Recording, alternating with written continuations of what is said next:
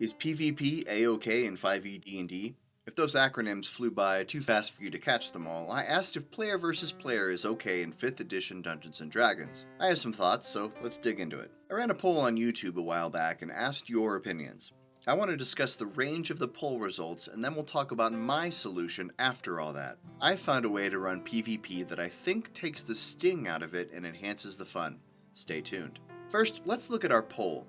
With a decent number of total votes tallied, the majority of you said no, PvP is not okay. Only 24% said that it's totally fine, and a slim 17% voted other, which I'm taking to mean that there are caveats, or qualifiers, that it could be okay sometimes. This is about what I expected. I would think that for most tables, most of the time, it's not going to be something that enhances the fun. Let's dig into some of the responses in the comments and see why people have these opinions. Most of the comments said no, it's not okay, backing up the majority opinion. But a few here found that it's fine as long as there is mutual consent around the table. This comment talks about tournaments, which is an excellent alternative. I recently played in a campaign where a town's festival had a wrestling bracket. It was fun, and there was no danger of lost hit points. In Campaign 2 of Wizards and Wordslingers, I gave the PCs a chance to join in a small town's lumberjacking competition. This afforded the opportunity to compete against each other in a low-stakes environment where no one could get hurt, but there were still rewards in the form of gold and bragging rights. So the indirect player versus player of a competition is something to try in your campaigns if you want to get that flavor of PvP without the actuality of characters hurting each other.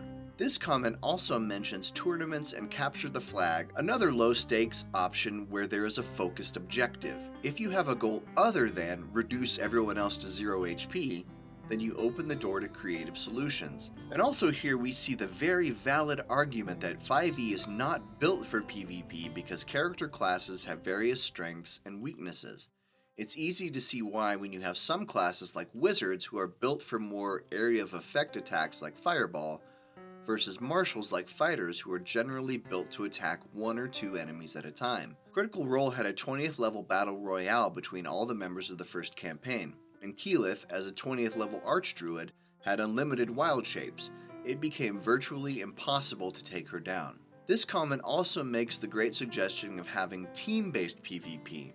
This would work well in a party where you had, say, 2 marshals and 2 casters, so each side gets 1 of each.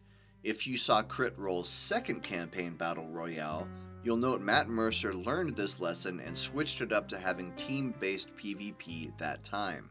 This next comment addresses the direct one-on-one possibility of PvP. You've maybe seen this play out in your campaign when you've got a captured goblin and the party has finished interrogating her. She's told you what you want to know, now what do you do with her? The chaotic neutral warlock says, we gotta kill her or this will come back to haunt us later. The lawful good paladin says we should let her go. These conflicts can get heated and even come to blows. I've seen it happen. Or a situation comes up where one character is about to do something reckless that will put them or the whole party in danger, and a PC decides to use physical force to stop them from doing it. I think it's critical in these situations for the DM to keep a close eye on the players themselves. Are they getting heated, or are they simply role-playing heated characters? If you run a beer and pretzels kind of group where everyone is old friends, it's probably not going to be a big deal if the barbarian tries to restrain the rogue from foolishly attempting to jump across a wide chasm. But if you're playing online with people you don't know well, this could foster resentment above the table. As the DM, you're not just refereeing the PCs, sometimes you have to manage the players at the table too. And it might be worth adding this to your list of things to discuss in your session 0. How will you all feel when internal conflict comes up within the group? And this comment supports the notion that it can be bad if it comes from a type of meta rivalry. Those are the sorts of festering wounds that can send a table on the path to fizzling out. Now, when planning future game nights, Jennifer doesn't want to come if Cooper's going to be there. Next thing you know, your group is kaput. This comment also makes mention of asking if the combat moves the story forward in a narrative sense and has real stakes.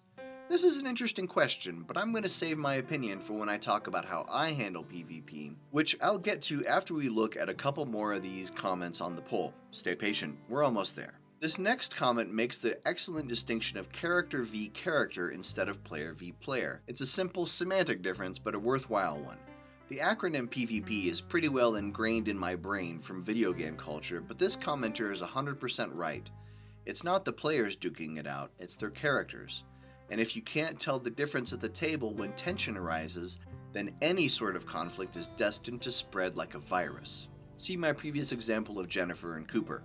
I hate to see groups die out because it's so often due to the personalities of only one or two people within the group, while the rest, through no fault of their own, have their means of fun taken away from them. Finally, this comment talks about that time-honored tradition of the rogue stealing from the party. In Campaign 3 of Critical Role, there are multiple roguish characters, and Taliesin Jaffe's Ashton and Ashley Johnson's Fern have a habit of stealing things from each other and from other members of the party. When they do it, it looks totally fine and like lots of fun. This is made possible by the fact that the Crit Role cast are all old friends themselves. But try this at a table where everyone isn't lifelong friends, and you may have some problems. Saying, "I'm a rogue, so it's what my character would do," is a poor excuse when the other players haven't consented to it. So, DM, if you have a rogue in the party, add this to your list of Session 0 topics to bring up.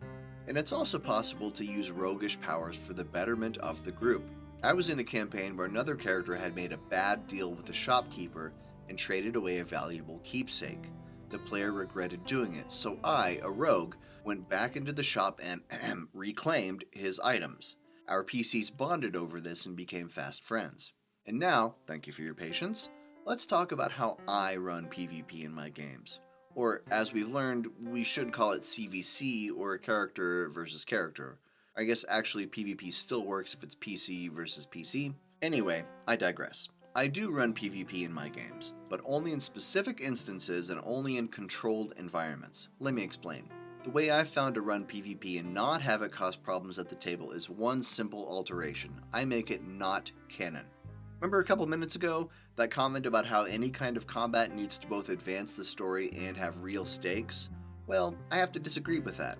When I run PvP combat, I specifically have it not advance the story and have no stakes. It is there simply for the fun of it. I ran a campaign where the PCs encountered a sort of omnipotent deity who liked to toy with lesser creatures. Think Q from Star Trek: The Next Generation. This creature sent all the PCs to a pocket dimension consisting only of a battlefield and ordered them to duke it out to the last one standing. I made it clear to the characters that this would function like a dream.